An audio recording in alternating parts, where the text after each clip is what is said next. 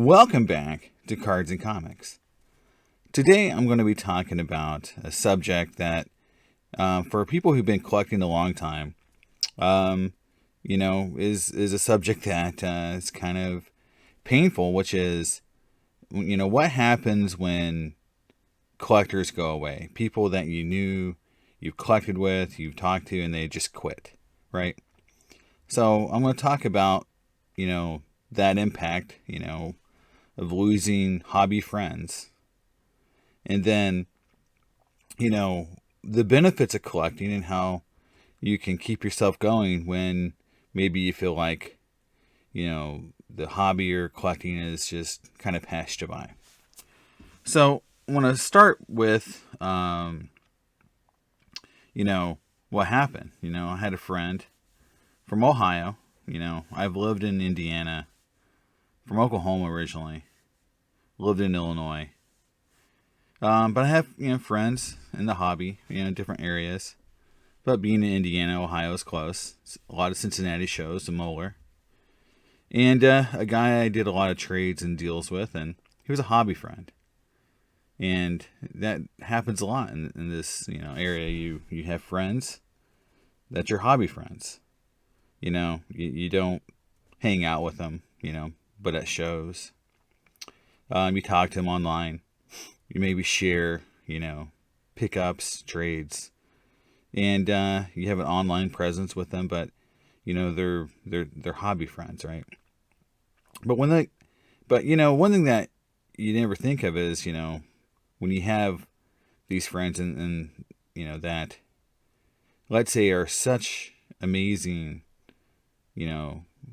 collectors. They have such a great collection and eye for what they're buying and what they pick up, that you kind of envy what they've done and how they've done it. And when one of them quits, you kind of question why, and will this happen to me? And so when I talked to him about it, because he was asking me if I wanted to, there were some things I wanted to buy from his collection. And, when I talked to him about it, like, why are you quitting? And he said to me, that, the cost, were kind of getting out of control. He couldn't complete sets that he'd been working on for decades, and didn't feel, that compromising the quality of those sets was going to make him happy. So just completing the sets in the lower grade wasn't something he was wanting to do.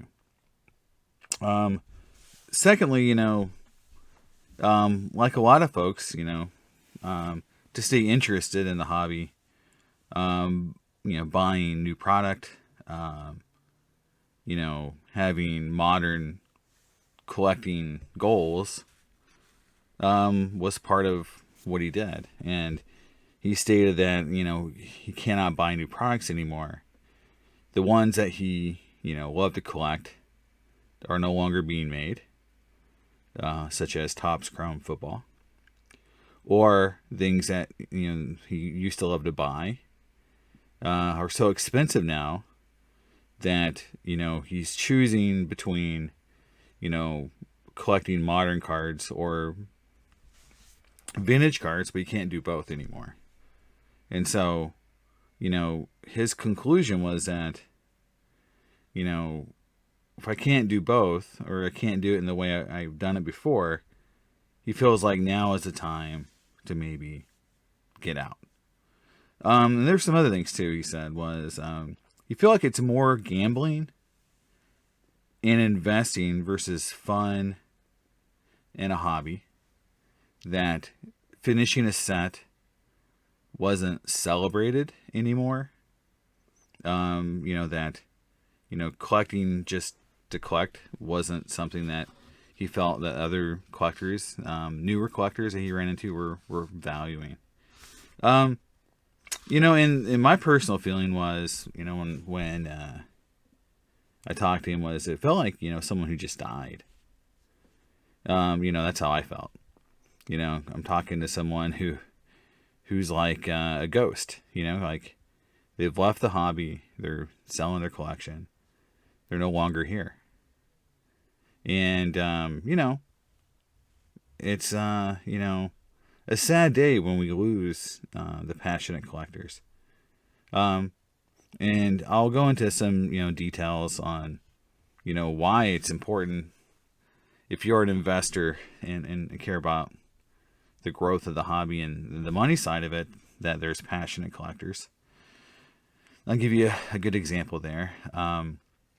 But it's just, it's sad when the hobby has passed someone by to the point to where, that they feel like they can no longer, take part.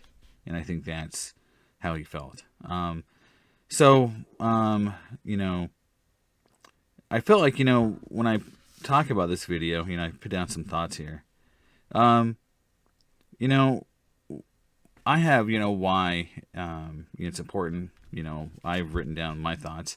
But, I did go online and I just was looking and I found this nice article here, and it's not deep, but it gets into some, of the main points here. So I'll go through sort of like, a mental health version of it, and they actually show sports cards here. So I felt like it was very relevant to our discussion here. But it says, collecting, builds curiosity. It allows you to keep, learning. It gives you something to be, curious and continue to seek out knowledge. It talks about creativity, allowing you to create how you collect and give you some ability to, be creative in that aspect. You don't have to collect like everyone else. And I'll get more into that, and when I talk about how to keep going, if you're kind of feeling this way. Stress reduction. I think that's, for a lot of people, this is what the hobby is. It's a stress releaser for a lot of folks. And again, too much stress definitely affects your mental health. I know coming down to the Doom room here, does, kind of put, a barrier between me and the world to where I can just focus on cards and not, or comic books or whatever I'm doing. I play music sometimes too when I'm down here. And that, definitely is not thinking about, the day-to-day stuff, right? So it's very mental health positive, right? It talks about nostalgia for childhood and bringing back better, simpler times, which can also make us happy. So sort of like a very high level mental health reason for, collecting, right? What I wrote, when I looked at it was, it's lifelong entertainment. Collecting is something you can do for your entire life. And unlike other hobbies, so, I play guitar and, I've played sports, but you can't do those things at the highest of high levels your entire life, right? You can't, you can play guitar for a long time, but there's a point to when it gets painful and harder. And so like, you might have to like not play at some point because you can't, arthritis, things like that. For most part, you can collect until the day you leave Earth. And I think that's a unique part of it. Again, there's no rules that talking about creativity, but, to me is, again, if you're trying to avoid, rules and being told what to do, collecting and having a hobby is a great way of avoiding that.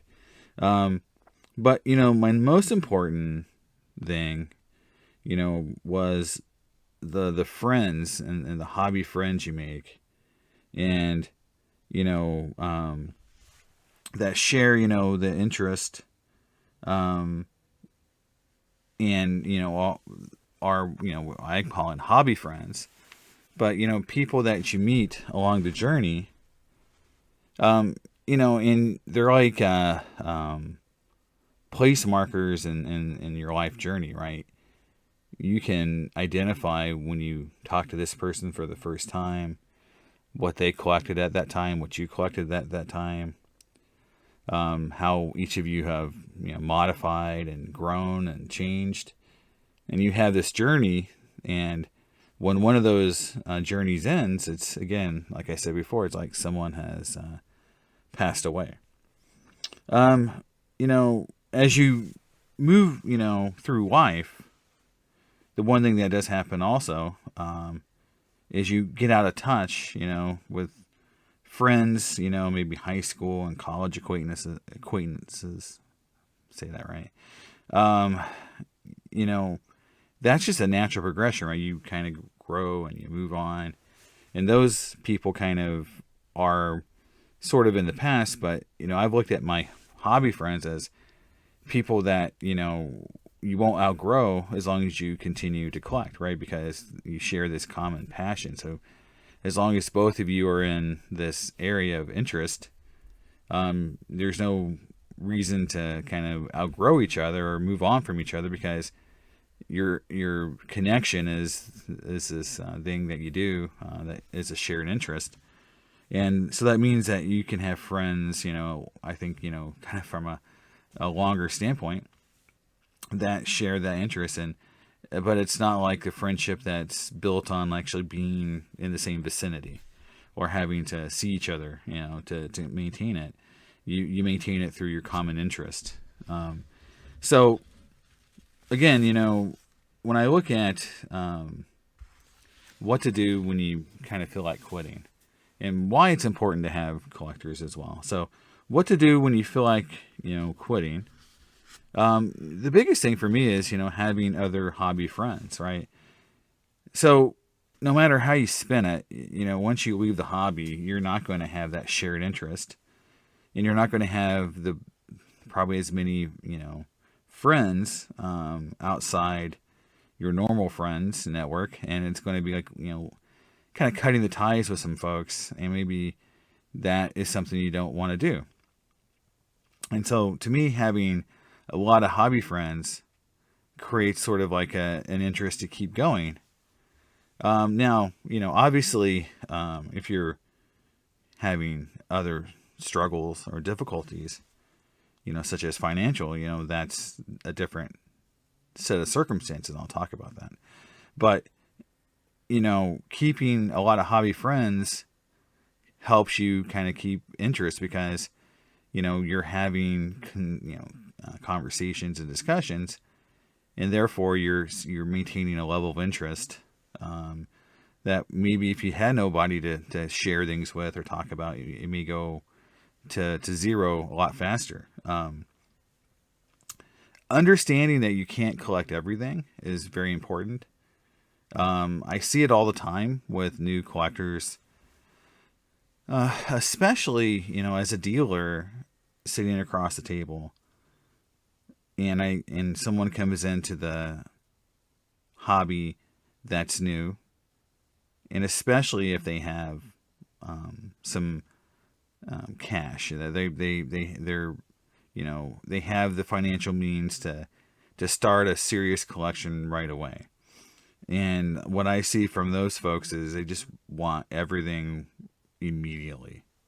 They don't understand that some things are rare and hard to find, but it's just this drive to get everything as soon as possible. And it's like this, firework, that goes off, and it gets really high and it burns really bright. And then they kind of hit the wall where either they can't find anything to buy anymore because they bought everything really quick. I'm thinking of like a Griffey collector. Some things just don't come up for sale very often. And then they start to lose interest because they're not, they made a ton of ground. They bought some iconic cards in the first month, and then all of a sudden they go 3 months between purchases, and their interest is waning, and then you can kind of see the light coming out of their eyes is that, they thought like they could just, buy everything in the, really quickly, and that doesn't happen sometimes, right? But the idea is you can't buy everything. Even if, for the most part, unless you're in that select 0.001% of people who have the financial means to buy everything, you're not going to get all the one-of-ones of a lot of players. Some of these cards are just unavailable. You know, like if you said I'm going to be a T206 collector and you want the Honus Wagner, unless you have millions of dollars, you're not going to. And that's just a fact. So you have to kind of give that up at some point, that you're going to have a hole in your collection to some level. And how big of a hole you have, you know, is up to you. For example, you know, I collected the base Roberto Clemente set. I could do that because it doesn't include the 68 3D. If I wanted to be a master Clemente collector on the PSA registry, I would need that card. And I've kind of come to terms that I'm probably never going to get that card because of just how many people want it and who have more means to get it. I'd have to find a perfect situation of someone willing to want to trade or sell it just to me, not put it on an auction or put it up for general sale. And I had something that they valued really high that they wanted in trade. So it would be a very unique situation because that card is so liquid and so in demand that, you know, no one's going to not run it in a major auction house, to which, you know, someone with more means than me is going to end up buying it. So you have to come to terms with that if you want to keep collecting, because if that turns you into where you say, well, if I can't have this card, then I just can't complete my collection, and I don't want to collect anymore, that is going to be the result, as you're not going to want to keep going. And, you know, finding multiple ways to collect, you know, I look at things such as, you know, you can set, collect, player collect Hall of Fame autographs. The idea is, inside of those subsets of collecting, I call what have a high end and a low end, right? You know, I put together slowly a 63 top set where a lot of the cards are raw. And that means when I go to shows, I can either look for Griffey and Clemente cards or whatever. If they don't have any there, I can then maybe look through binders to find 63 tops and X-mint and near mint shape that I'm looking for my set, and still come home with something fun for that day. And it's just something to look for and to keep going. And it's not that expensive. A lot of collectors employ a method where they have, you know, they go through dollar boxes. At the same time, they might buy, you know, a major rookie or a major Hall of Fame rookie card. You know, the show kind of dictates what strategy you might go for that day. But having, you know, multiple interests does keep the hobby more enjoyable, in my opinion. So, you know, collecting, you know, being a hyper-focused super collector is, I think for a lot of people, is fun and great. And so I'm not saying that's bad, but I'm saying that there's going to be a point when you're going to either get everything you can get. And what do you do then?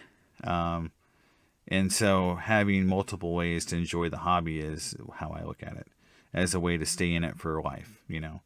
And a lot of people don't plan to do this for life. They're in it for some time to sell things, to make some money, and they're going to move on. And that's the nature of the beast. But for the lifelong collectors who want to do it to make these connections to each other, to have something to do for their entire life that's fun and enjoyable, you know, this is kind of how I think most people end up, you know, being able to do it. You know, part of the course, you know, like I talked about with not being able to collect everything, is understanding that people have different budgets. You know, looking at someone else and what they buy on Instagram is probably one of the worst things you can do in the hobby. It creates not only FOMO, but it creates, I call it the inherent jealousy of other collectors. And you hear it a lot, like, how can this guy afford all these cards? How can this guy get this? How can this guy get that? How can kids, you know, afford $10,000 cards, right? And really, it's what you're talking about yourself. You know, why can't I afford those cards? Why can't I get those cards? It's not fair in some cases. And you have to really avoid that, because that'll drive you nuts if you're in this hobby for a long period of time. Being, I call maybe not happy. You don't always have to be happy for everyone, but, be understanding that, everyone's circumstances are different. And therefore, for that person, that's normal. And even though it's not normal for you, recognize that, like when Jeff Wilson from Sports Card Investors, says I spent $500,000 on sports cards. That's abnormal for most people. So most people don't get to spend $500,000 on sports cards. So therefore, you don't need to, say that's how I should collect too. It's just how he collects. It's what he can afford, and just move on and keep your budgets. Now, the last thing to say is that, some people have this idea of the purity of collecting as being you never sell anything. And it comes up a lot. And, I was watching that Marvel video that I posted where I talked about Marvel cards and how that FOMO is taking over right now.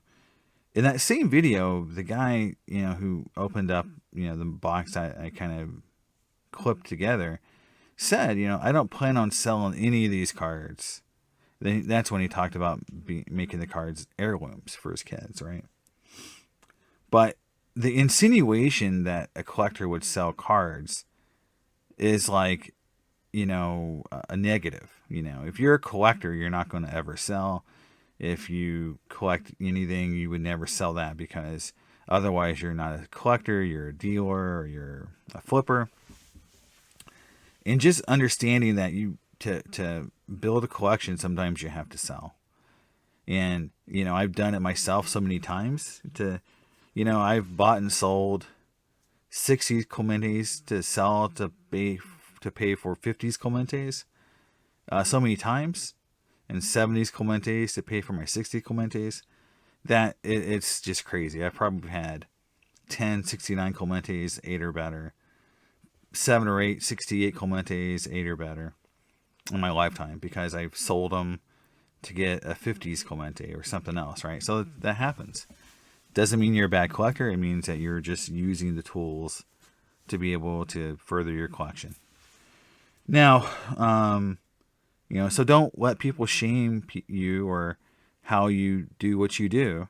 And a lot of people do both. They collect and deal, right? And I do that as well. And that's nothing wrong with that. And having a PC while dealing is hard. I will say that that's hard because, I call it the mode. If you're in a selling mode, it's hard not to bring some PC cards with you that will sell easily, because you're in a selling mode. And I've done that myself, where I'm like, I'll just bring this with me and I'll price it high. And if it sells, it sells. Then it sells and you feel bad because you just sold a PC item. You may have got really good money for it, but you kind of now have a hole in your collection. And that is always a tough thing as a collector, right? But don't let people shame you if you do both. It's perfectly normal and natural for how people grow collections. Now, when is it okay to quit? And I think, just like everything else in life, we also have to be okay with letting people go, letting people quit, letting people take their journey somewhere else, right? And, if someone comes and says, I need to do this for a financial reason, you should ask no more questions. It's okay. I get it. Your kid's in college. You need to buy a house. You're getting married. Whatever it is. That's a great reason to stop collecting. And I always found that most people will eventually come back, right? And that's why I don't take those situations as serious as others. The one situation that I think is of concern and should be talked about a little bit before someone quits is when they tell you that collecting itself is causing me stress. Because we said here in the mental benefits of collecting that stress relief is part of the benefit. So when it's causing stress, causing anguish, causing issues, financially or mentally, then that's also a very legitimate reason to quit. But I would also encourage, if you're a friend of someone who's thinking about this, to understand, what's causing those issues, because there might be more to it than just the collecting issue. There could be other issues that might be good to just talk about before that person leaves the hobby, because in general, when people leave the hobby, it is like a death. They're no longer there. And that person becomes a little bit non-existent to some extent.